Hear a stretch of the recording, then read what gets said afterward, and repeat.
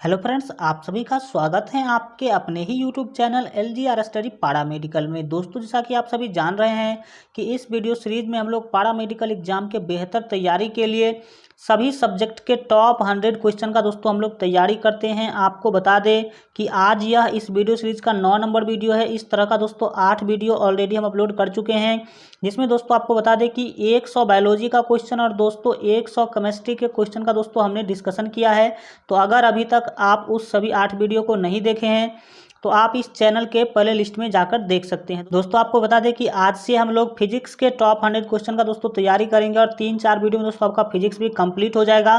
तो चलिए दोस्तों, आज का वीडियो शुरू करते हैं। आज का जो दोस्तों फर्स्ट महत्वपूर्ण क्वेश्चन है, पूछ रहे कि निम्नलिखित में से कौन सी मात्रा जड़त्व का माप है, यानी कि जड़त्व का माप निम्नलिखित में से कौन सी है, ये आपको दोस्तों बताना है। तो यहाँ पर दोस्तों आज का जो एक का जो सी ऑप्शन है बिल्कुल ही सही होगा, यानी कि द्रव्यमान।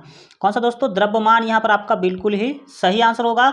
जड़त्व की जो मात्रा का जो माप होती है। नेक्स्ट यहाँ जो दोस्तों आपका 2 नंबर महत्वपूर्ण क्वेश्चन है, पूछ रही है कि खाद्य ऊर्जा को हम किस इकाई में माप सकते हैं। खाद्य ऊर्जा को किस इकाई में मापा जा सकता है, ये आपको बताना है। तो आज दोस्तों 2 का जो सही आंसर हो जाएगा वो ए हो जाएगा, यानी कि कैलोरी। किसमें दोस्तों? कैलोरी में हम लोग खाद्य ऊर्जा को क्या कर सकते हैं? माप सकते हैं। नेक्स्ट आगे बढ़ते हैं।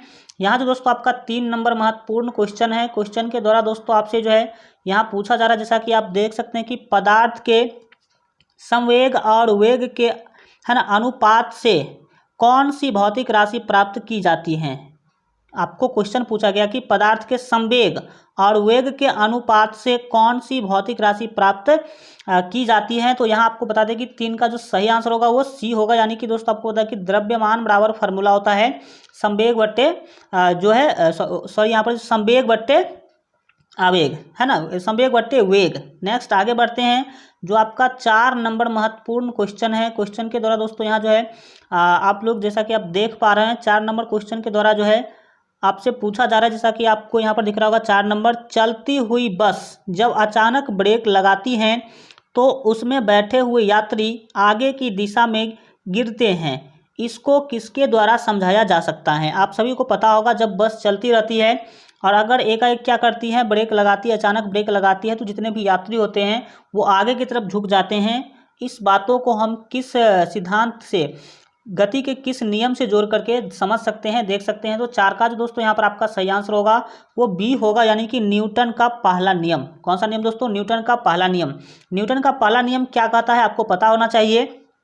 न्यूटन का पहला नियम कहता है कि सभी वस्तुएं, है ना, या तो जो गति में वो गति में रहना चाहती हैं, यानी तो जो विराम में है वो विराम में रहना चाहती है, जब तक कि कोई बाहरी बल उस पर कार्य न करे। जब तक कोई बाहरी बल किसी भी वस्तु पर कार्य नहीं करती है तब तक दोस्तों वो, अगर कोई गति में है तो गति में रहना चाहती है और अगर कोई विराम में है तो विराम में रहना चाहती है।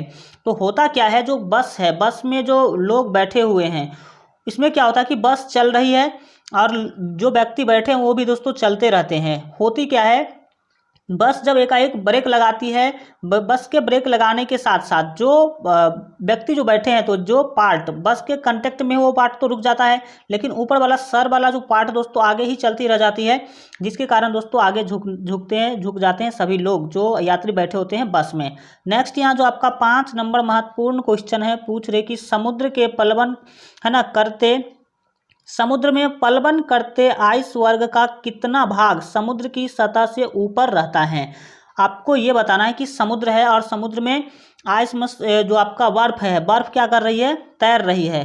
तो मान लीजिए कि ये दोस्तों आपका क्या है, समुद्र मानिए या फिर पानी मानिए, ये पानी है, समुद्र है और इसमें बर्फ का जो टुकड़ा है वो तैर रही है। तो तैरेगी तो क्या होगा, कुछ भाग नीचे जाएगा और कुछ भाग पानी से ऊपर रहेगा। तो आपको ये बताना है कि पलवन में, समुद्र में पलवन करते, पलवन मतलब जो तैरते हुए समझ सकते हैं, तैरते हैं ना, आइस वर्ग का कितना भाग समुद्र की सतह से ऊपर रहता है। कितना भाग ऊपर रहता है और कितना भाग नीचे रहता है, ये आपको बताना है। तो कितना भाग नीचे नहीं बताना, ऊपर कितना भाग रहता है ये आपको बताना है। तो 5 का जो सही आंसर होगा वो बी होगा, यानी कि 1/10 भाग। 1/10 भाग दोस्तों कहाँ रहता है, ऊपर रहता है और बाकी का नीचे रहता है। अगर कोई 10 cm मोटा अगर कोई बर्फ है तो 9 cm नीचे होगा, पानी के नीचे 9 cm और 1 cm कहाँ होगा, ऊपर होगा। आप इतना आसानी से समझ सकते हैं। नेक्स्ट जो यहाँ पर आपका 6 नंबर महत्वपूर्ण क्वेश्चन है, पूछ रही है कि यहाँ पर आपसे पूछा जा रहा है कि हम दलदली सड़कों पर क्यों फिसलते हैं। आप सभी को पता होगा जब आप दलदली सड़क पे चलते हैं तो फिसलते हैं, तो इसका कारण क्या है। तो छः का जो दोस्तों सही आंसर होगा सी होगा, यानी कि घर्षण की कमी। क्योंकि जो दलदल सड़क होता है उस पर दोस्तों फ्रिक्शन यानी कि घर्षण जो है कम हो जाती है, और घर्षण कम होने के कारण हम फिसलते हैं। नेक्स्ट यहाँ जो आपका 7 नंबर क्वेश्चन है, पूछ रहे कि प्रकाश वोल्टेज सेल के प्रयोग से सौर ऊर्जा का रूपांतरण करने के निम्न में से किसका उदाहरण देता है। यहाँ पर आपको पूछा गया कि प्रकाश वोल्टेज सेल के प्रयोग से सौर ऊर्जा का रूपांतरण करने के निम्न में से किसका उदाहरण देता है। तो यहाँ जो दोस्तों आपका जो है 7 का सही आंसर होगा वो ए होगा, यानी कि प्रकाशीय ऊर्जा का। किसका दोस्तों, प्रकाशीय ऊर्जा का जो है उदाहरण है। क्योंकि आप सभी जानते हैं कि सोलर प्लेट के माध्यम से हम प्रकाश ऊर्जा को क्या करते हैं, विद्युत में और सेल में स्टोर करके रख सकते हैं, बैटरी में स्टोर करके रख सकते हैं। तो ये किसका उदाहरण है, तो प्रकाशीय ऊर्जा का उदाहरण है। नेक्स्ट यहाँ जो आपका 8 नंबर क्वेश्चन है, क्वेश्चन के द्वारा दोस्तों आपसे पूछा रहा कि स्वचालित वाहनों में द्रव चालित ब्रेकों का इस्तेमाल वस्तुतः किस नियम का सीधा अनुप्रयोग है। अभी सभी जानते हैं जितनी भी मोटर गाड़ी हैं, स्वचालित मशीन ये गाड़ियां हैं, सभी में दोस्तों द्रव चालित ब्रेक लगाया जा रहा है। तो ये जो प्रयोग है वो किस नियम का सीधा प्रयोग जो है ये आपको बताना है। तो 8 का जो सही आंसर होगा वो ये होगा, पास्कल का नियम। किसका नियम दोस्तों, पास्कल के नियम का दोस्तों सीधा प्रयोग किया जा रहा है। जो भी आपके मोटर गाड़ी है, आप सभी जानते होंगे एयर ब्रेक लगा होता है सभी में, तो ये एयर ब्रेक जो है वो किसके नियम का डायरेक्ट उपयोग है, तो पास्कल के नियम का आप याद रखेंगे। नेक्स्ट यहाँ जो दोस्तों आपका 9 नंबर क्वेश्चन है, पूछा जा रहा है कि जब दूध को प्रबल ढंग से है ना मथा जाता है तो उसमें से क्रीम किस कारण से अलग हो जाता है। जब आप दूध को मथते हैं तो क्रीम उससे अलग क्यों हो जाती है, ये आपको बताना है। तो यहाँ दोस्तों 9 का जो सही आंसर हो जाएगा वो ए होगा, यानी कि अपकेंद्रण बल के कारण। किसके कारण, अपकेंद्रण बल के कारण। आपको पता होगा दूध पीने की एक मशीन भी आती है जो इस टाइप का गोला टाइप का होती है और उसमें चक्र जैसा लगा होता है, और इस पर दोस्तों क्या किया जाता है कि दूध इसमें ऊपर से गिराया जाता है और ये चक्र पूरी फास्ट से क्या होती रहती है, घूमती रहती है। इसके कारण होता क्या है कि जो हल्का है जल है वो बाहर फेंक जाती है, बाहर की ओर जो है चली जाती है, और जो क्रीम है वो जो भारी होता है वो केंद्र में दोस्तों बैठ जाती है और केंद्र से नीचे गिरती है। तो ये किसका है, अपकेंद्रण बल का दोस्तों उदाहरण, अपकेंद्री बल का उदाहरण है। नेक्स्ट यहाँ जो आपका 10 नंबर क्वेश्चन है, क्वेश्चन के द्वारा आपसे पूछा जा रहा है कि जेट इंजन किसके संरक्षण के सिद्धांत पर काम करता है। जेट इंजन जितने भी हैं वो किसके संरक्षण के सिद्धांत पर कार्य करती है। तो 10 का सी ऑप्शन से होगा, यानी कि रेखीय संवेग के संरक्षण के सिद्धांत पर दोस्तों काम करती है। नेक्स्ट यहाँ जो आपका 10 नंबर क्वेश्चन है, पूछ रही है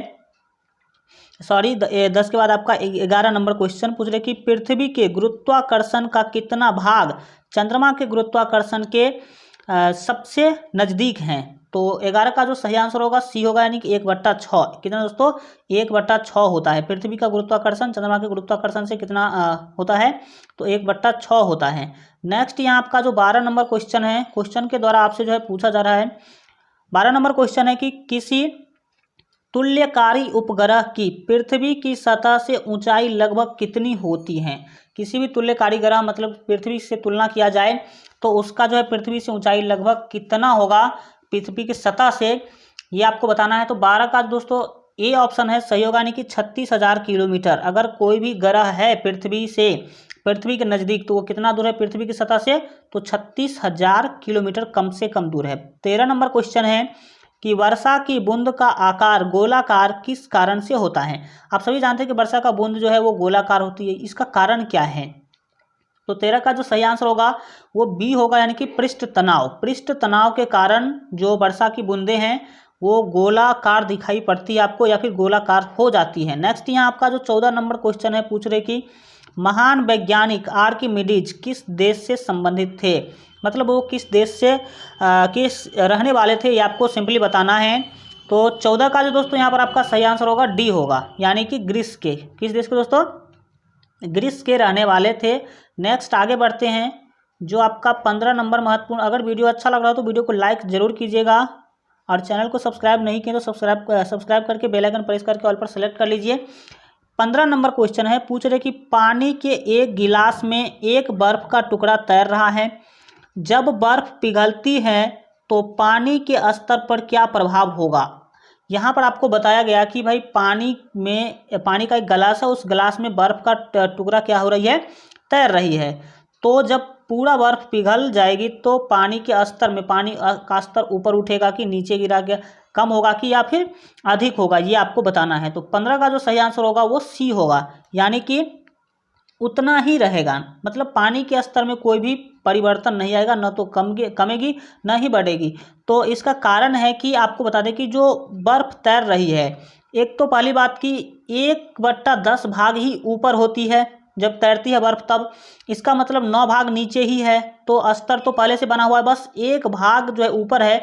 ये भी दोस्तों मेकअप हो जाती है किसके कारण, तो आपको बता दें कि जो पानी का घनत्व है ज़्यादा होता है और बर्फ़ का घनत्व कम होता है, जिसके कारण एक भाग वो भी दोस्तों क्या हो जाती है, उसमें ही समाहित हो जाती है। नेक्स्ट जो आपका 16 नंबर क्वेश्चन है, पूछ रही है गुरुत्वाकर्षण के सार्वभौमिक नियम का प्रतिपादन किसने किया। गुरुत्वाकर्षण का जो नियम है, गुरुत्वाकर्षण का सार्वभौमिक नियम, इसका प्रतिपादन किसने किया, ये नियम किसने दिया, ये आपको बताना है। तो 16 का ए ऑप्शन यहाँ पर आपका सही होगा, यानी कि न्यूटन ने, बहुत ही फेमस है न्यूटन ने, यहाँ पर आपका बिल्कुल ही सही आंसर होगा। नेक्स्ट यहाँ जो आपका 17 नंबर क्वेश्चन है, क्वेश्चन के द्वारा पूछा जा रहा है कि निम्नलिखित में से कौन सा 1 केजी द्रव्यमान के पिंड पर कार्यशील पृथ्वी के गुरुत्व बल का सही मान है। 1 केजी द्रव्यमान का कोई पिंड है और उस पर आपको बताना है कि कार्यशील पृथ्वी के गुरुत्व बल का सही मान कितना होगा। 1 केजी द्रव्यमान के वस्तु पर कितना गुरुत्व बल लगता है, ये आपको सिंपली बताना है।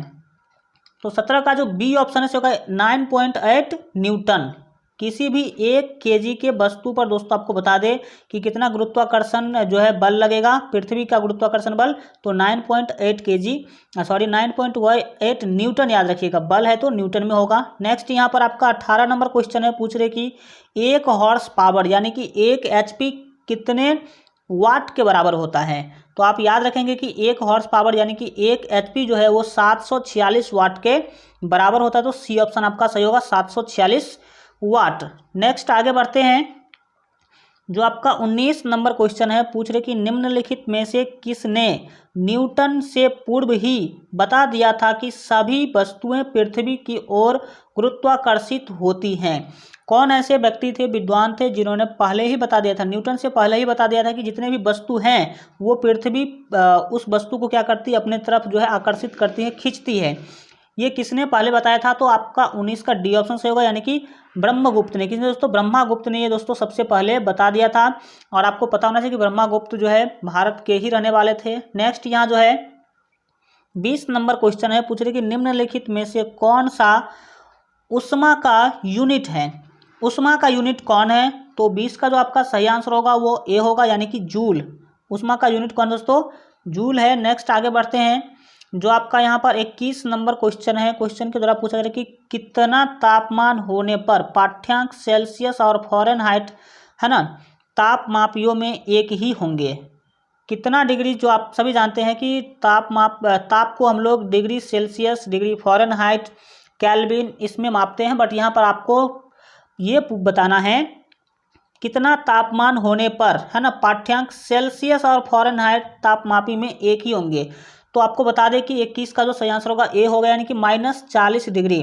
दोस्तों आपको बता दें कि -40 डिग्री सेल्सियस जो है वो बराबर होता है -40 डिग्री फ़ारेनहाइट के। -40 डिग्री फ़ारेनहाइट के दोस्तों क्या होता है, बराबर होता है, यानी कि -40 डिग्री जो है वो फ़ारेनहाइट और सेल्सियस दोनों में एक ही होता है। मतलब यहाँ पर दोनों वैल्यू क्या होती है, बराबर होती है। नेक्स्ट आगे बढ़ते हैं, जो आपका 22 नंबर क्वेश्चन है, क्वेश्चन के द्वारा दोस्तों यहाँ जो है आपसे पूछा जा रहा है, जैसा कि आप देख सकते हैं क्वेश्चन है 22 नंबर की, एक मनुष्य का तापक्रम 60 डिग्री है।